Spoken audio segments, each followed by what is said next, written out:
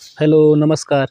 एक बार फिर से आप सभी का मेरे चैनल दयम बोर्ड में आप सभी प्यारे छात्रों का स्वागत है। इसका मेरा केमिस्ट्री का एक टॉपिक है अम्ल, क्षार तथा लवण। तो इससे संबंधित 46 क्वेश्चन है। इस क्वेश्चन को परीक्षा की दृष्टि से बनाया गया है, क्योंकि 2024 में जो परीक्षा होने वाली है उसके लिए ये बनाया गया वीडियो है। आप लोग ज़रूर देखिएगा। तो चलिए क्लास की तरफ चलते हैं।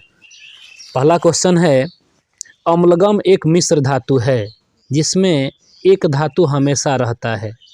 तो एक धातु जो हमेशा रहता है वो है पारा, ऑप्शन नंबर सी। अगला क्वेश्चन है, निम्न में से कौन सा पदार्थ ऑक्सीजन के संयोग नहीं करता। तो ऑक्सीजन का संयोग नहीं करता तो वो है गोल्ड, सोना। सोना जो है वो ऑक्सीजन का संयोग नहीं करता, ऑप्शन नंबर बी। अगला प्रश्न है, कौन विद्युत का सर्वोत्तम सुचालक है। तो कौन विद्युत का सर्वोत्तम सुचालक है, तो चांदी। इसका संकेत होता है Ag, ऑप्शन नंबर बी। अगला प्रश्न है, बॉक्साइट निम्नलिखित में से किस धातु का मुख्य अयस्क है। तो बॉक्साइट जो है एल्युमिनियम का मुख्य अयस्क है, ऑप्शन नंबर डी।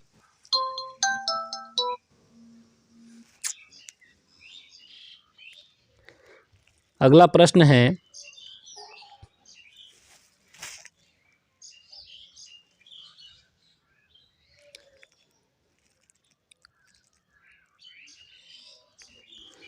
बॉक्साइट के बाद अगला प्रश्न है, निम्नलिखित में कौन उपधातु है।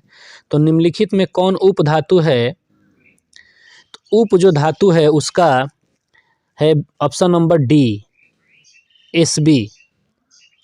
अगला प्रश्न है, शुद्ध सोना को व्यक्त किया जाता है। तो शुद्ध सोना को व्यक्त किया जाता है 24 कैरेट में। अगला प्रश्न है, पीतल है। तो पीतल जो है एक मिश्र धातु है, ऑप्शन नंबर सी। अगला प्रश्न है, निम्नलिखित में से किसे चाकू से काटा जा सकता है। तो किसे चाकू से काटा जा सकता है, तो लिथियम। अगला प्रश्न है, निम्न में कौन एक आयनिक यौगिक है। तो आयनिक यौगिक जो है वो CaCl2, कैल्शियम क्लोरीन। अगला प्रश्न है, निम्न में कौन अधातु है। तो निम्न में जो अधातु है वो कार्बन है, सी, ऑप्शन नंबर बी।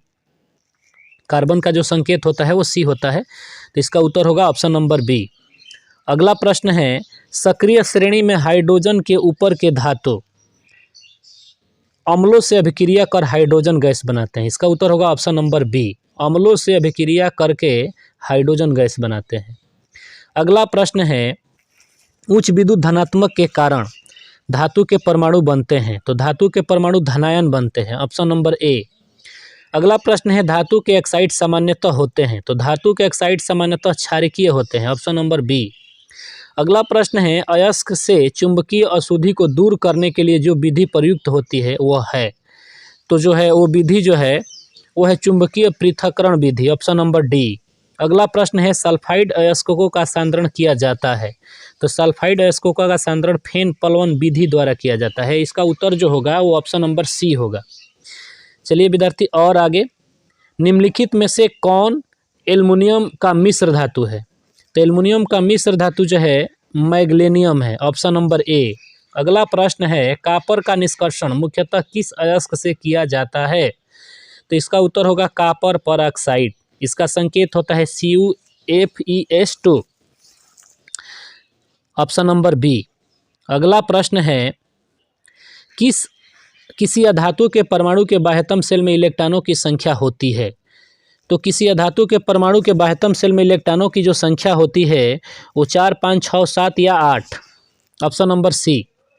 अगला प्रश्न है, साधारण नमक गंधक किस आणविक रूप में पाया जाता है। तो ये जो है वो S8 के रूप में पाया जाता है, ऑप्शन नंबर सी। अगला प्रश्न है, फास्फोरस का अणुसूत्र क्या है। तो फास्फोरस का अणुसूत्र P4 होता है, ऑप्शन नंबर डी। अगला प्रश्न है, कौन निम्नलिखित में से किस द्रव में घुल जाता है। सोना निम्नलिखित में से किस द्रव में घुल जाता है। तो सोना जो है वो अम्ल राज में घुलता है, ऑप्शन नंबर ए। अगला प्रश्न है, कौन सा धातु कमरे के ताप पर द्रव होता है। तो कमरे के ताप पर ब्रोमीन जो है वो द्रव होता है। तो इसका उत्तर होगा ऑप्शन नंबर ए। अगला प्रश्न है सीसा और टीन। सीसा और टीन की मिश्र धातु को कहते हैं सोल्डर। सीसा और टीन के मिश्र धातु को हम कहते हैं सोल्डर, ऑप्शन नंबर ए।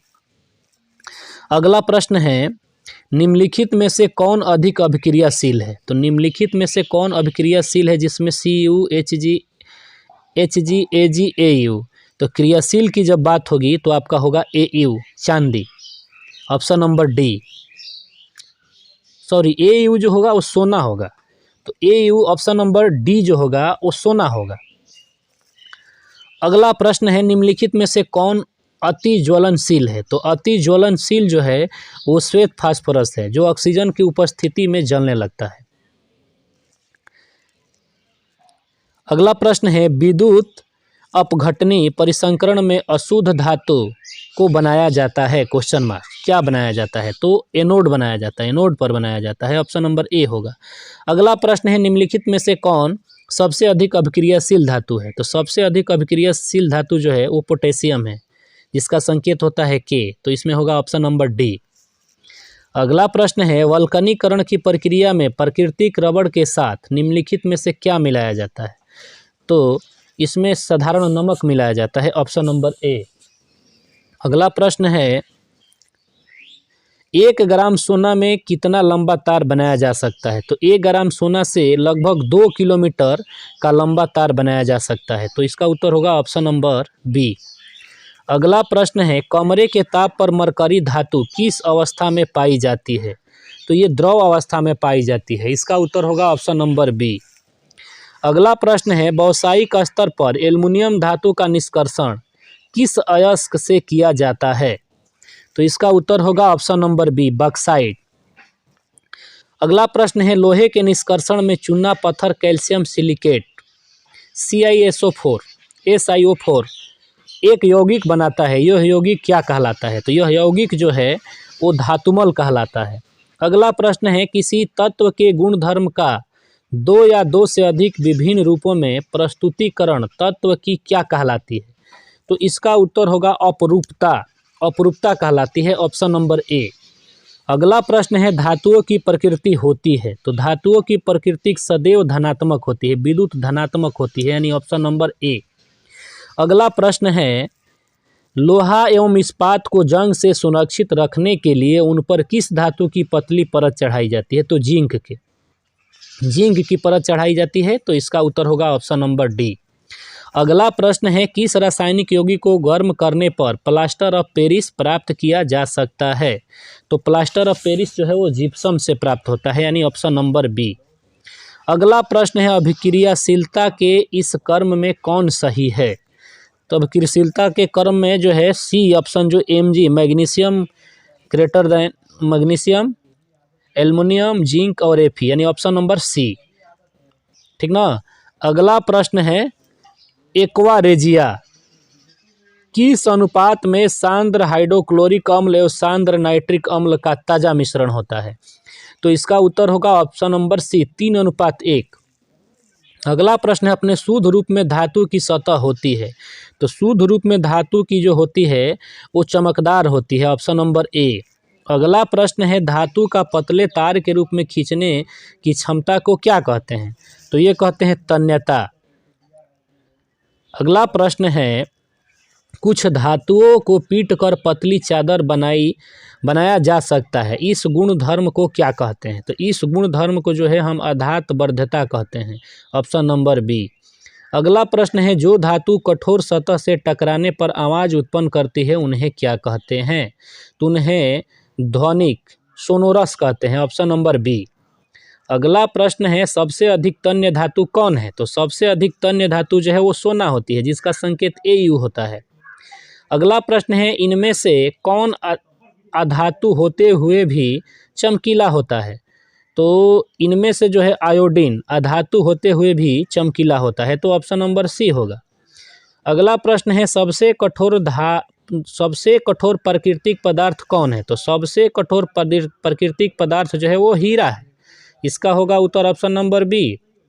अगला प्रश्न है एल्युमिनियम पर मोटी ऑक्साइड की परत बनाने की प्रक्रिया को क्या कहते हैं। तो ये प्रक्रिया को यथोडीकरण कहते हैं, ऑप्शन नंबर ए। तो चलिए आज के लिए इतना ही, फिर नेक्स्ट वीडियो में मिलेंगे। तब तक के लिए धन्यवाद। आप अपने परीक्षा का निरंतर तैयारी में लगे रहिए, चूँकि फरवरी माह में ही आपका एग्ज़ाम होने वाला है। तो 2024 बोर्ड एग्ज़ाम की दृष्टि से बहुत ही अच्छा क्वेश्चन है। इस क्वेश्चन को आप लोग याद कर लीजिएगा। धन्यवाद।